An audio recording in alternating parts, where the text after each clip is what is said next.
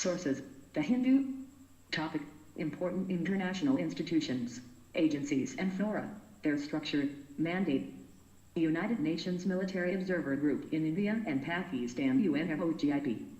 Context: UN Secretary General Antonio Guterres has appointed Major General José Eladio Alcaine of Uruguay as Chief Military Observer and Head of Mission for the United Nations Military Observer Group in India and Pakistan UNMOGIP, which monitors the ceasefire in the disputed Jammu and Kashmir.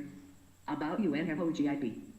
UNMOGIP, one of the oldest UN missions, was deployed in January 1949 to supervise the ceasefire between India and Pakistan in the state of Jammu and Kashmir.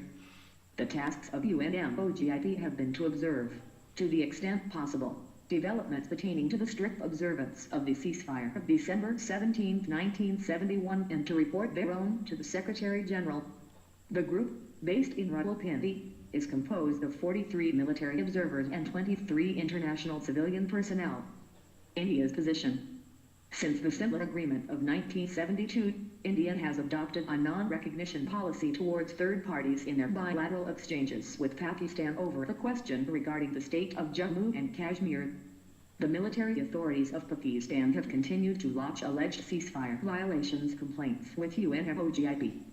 The military authorities of India have lodged no complaints since January 1972 limiting the activities of the UN observers on the Indian-administered side of the line of control, though they continue to provide necessary security, transport and other services to UNMOGIP.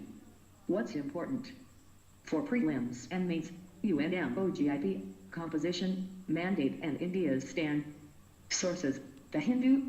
Facts for prelims. Global Mobility Summit. Context: Ben Ibtiraiyabad, in collaboration with various ministries and industry partners, is organizing MOVE, Global Mobility Summit in New Delhi.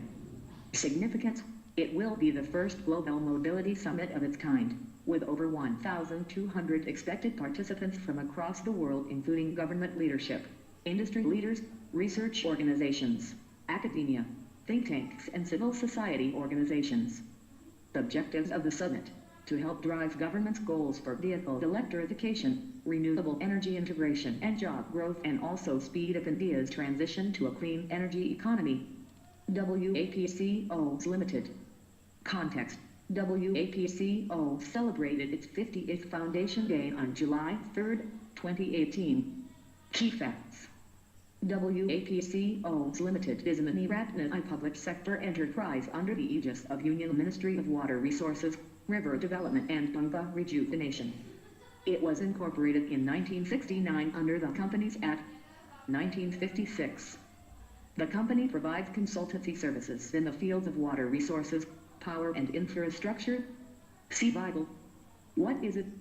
It is a mobile app launched by the Election Commission of India to enable citizens to report on violation of Election Code of Conduct. It will be operational only where elections are announced. Fighter aircraft Tejas.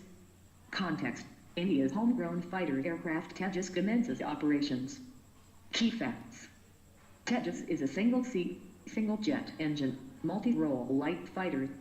It is the smallest and lightest multi-role supersonic fighter aircraft in the Indian Air Force. It has been designed and developed by Aeronautical Development Agency (ADA) and Hindustan Aeronautics Limited. Help. Paper 2.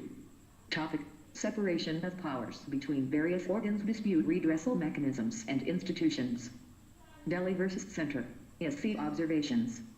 Context: The Supreme Court recently held that the Lieutenant Governor of Delhi has no independent power to take decisions and is bound by the elected government's advice. The ruling also lays down for the first time clear guidelines for the LG's conduct, and delineates the powers of the two branches of the executive in Delhi, which does not have the status of a full state yet elects its own MLAs and government. Background: the judgment came on appeals filed by the NCD government against an August 4, 2016, verdict of the Delhi High Court, which had declared that the LG has complete control of all matters regarding the National Capital Territory of Delhi, and nothing will happen without the concurrence of the LG. Supreme Court's observations. Role of LG. The LG is bound by the aid and advice of the Council of Ministers. In case of difference of opinion, the LG should straightaway refer the dispute to the President for a final decision. The Lieutenant Governor should act as a facilitator for good governance in the national capital and not as an obstructionist. The Lieutenant Governor's authority, saying he cannot exercise his discretion in each and every matter of daily governance. His discretionary powers are in fact limited to only matters in the state list, public order, police and land, over which the legislative power of the Delhi Legislative Assembly stand excluded under Article 239 AA. The NCD government need only to inform the LG of its well-deliberated decisions. The government need not obtain his concurrence on every issue of day-to-day governance. The elected government could make policies on laws enacted by its own assembly. The executive power of the NCD government was coextensive with its legislative powers. Why Delhi cannot be a full-fledged state? The Supreme Court followed the 1987 Balakrishnan report to conclude that Delhi is not a state. Balakrishnan report had envisaged that Delhi could not have a situation in which a national capital had two governments run by different political parties. Such conflicts may, at times, prejudice a national interest. Delhi as the national capital belongs to the nation as a whole. If Delhi becomes a full-fledged state, there would be a constitutional division of sovereign, legislative and executive powers between the Union and the state of Delhi. Parliament would have limited legislative access and that to only in special and emergency situations. The Union would be unable to discharge its special responsibilities in relation to the national capital as well as to the nation itself. Way ahead. LG's role is not that of a constitutional figurehead, though the ultimate responsibility for good administration of Delhi is vested in the President acting through the administrator. However, the administrator has to take a somewhat more active part in the administration than the governor of a state. Hence, differences of opinion would arise between the LG and the elected government. The report had recommended that the best way of doing this is to let the LG refer such differences of opinion to the President for a final decision. What's important? For prelims, role of LG, Article 239 AA. For mains, dispute between LG and Delhi government. Sources, The Hindu.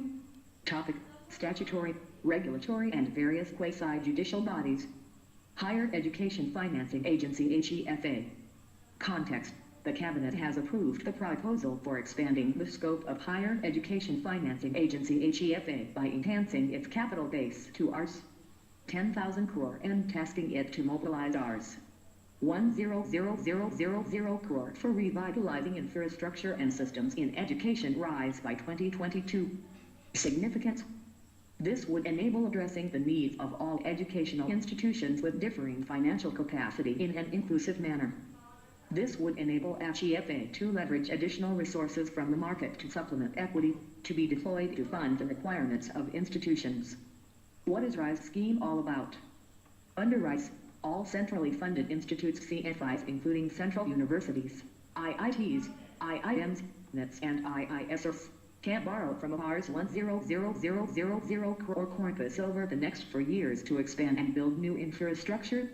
The initiative aims to step up investments in research and related infrastructure in premier educational institutions, including health institutions. Higher Education Financing Agency HEFA would be suitably structured for funding this initiative. The manner in which investment in institutions is provided is likely to be the same as is practiced in HEFA, but there may be different windows for different institutions. About HEFA. What is it? The Union Cabinet had approved HEFA in September 2016 as a special purpose vehicle with a public sector bank, Canara Bank. It would be jointly funded by the promoter Flash Bank and the MHRD with an authorized capital of 2,000 crore. The government equity would be 1,000 crore. Functions. HEFA will leverage the equity to raise up to 20,000 crore for the funding of world-class infrastructure at the IITs, IIMs, the National Institutes of Technology units and such other institutions. The agency will also mobilize corporate social responsibility CSR funds from public sector units PSUs and corporates. These would be released as grants to eligible institutions for promoting research and innovation. Significance of HEFA. Funding from HEFA is expected to boost infrastructure, especially state-of-the-art laboratories, in key institutions such as the Indian Institutes of Technology IITs, the Indian Institutes of Management IIMs, and the Indian Institutes of Information Technology IITs. What's important? For prelims, RISE scheme, HEFA. For main need for funding in the education sector. Sources, PIA. Topic, government policies and interventions for development in various sectors and issues arising out of their design and implementation. DNA Technology Use and Application Regulation Bill, 2018. Context, Cabinet approves DNA Technology Use and Application Regulation Bill, 2018. Need for the legislation and its significance. The utility of DNA-based technologies for solving crimes and to identify missing persons is well recognized across the world. Therefore, the new bill aims to expand the application of DNA-based forensic technologies to support and strengthen the justice delivery system of the country. Highlights of the bill. As per the bill, national and regional DNA data banks will be set up for maintaining the national database for identification of victims, suspects in cases, under trials, missing persons, and unidentified human remains. According to it, those leaking the DNA profile information to people or entities who are not entitled to have it will be punished with a jail term of up to 3 years and a fine of up to Rs. 1 lakh. Similar punishment has also been provided for those who seek the information on DNA profiles illegally. As per the bill, all DNA data, including DNA profiles, DNA samples and records, will only be used for identification of the person and not for any other purpose. The bill's provisions will enable the cross-matching between persons who have been reported missing on the one hand and unidentified dead bodies found in various parts of the country on the other, and also for establishing the identity of victims in mass disasters. Benefits of the bill. By providing for the mandatory accreditation and regulation of DNA laboratories, the bill seeks to ensure that with the proposed expanded use of this technology in the country, there is also the assurance that the DNA test results are reliable and the data remain protected from misuse or abuse in terms of the privacy rights of our citizens. It has provisions that will enable the cross-matching between persons who have been reported missing on the one hand and unidentified dead bodies found in various parts of the country on the other, and also for establishing the identity of victims in mass disasters. DNA technology, significance and concerns. DNA analysis is an extremely useful and accurate technology in ascertaining the identity of a person from his/her DNA sample, or establishing biological relationships between individuals.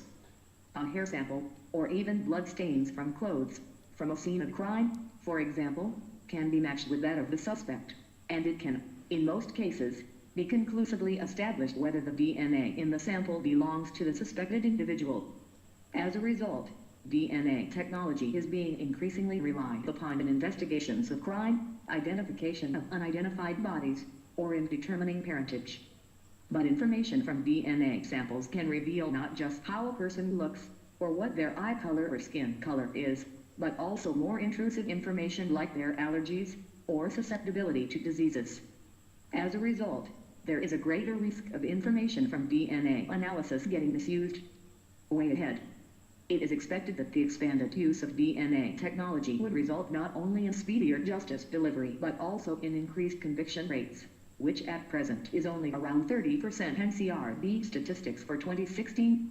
What's important? For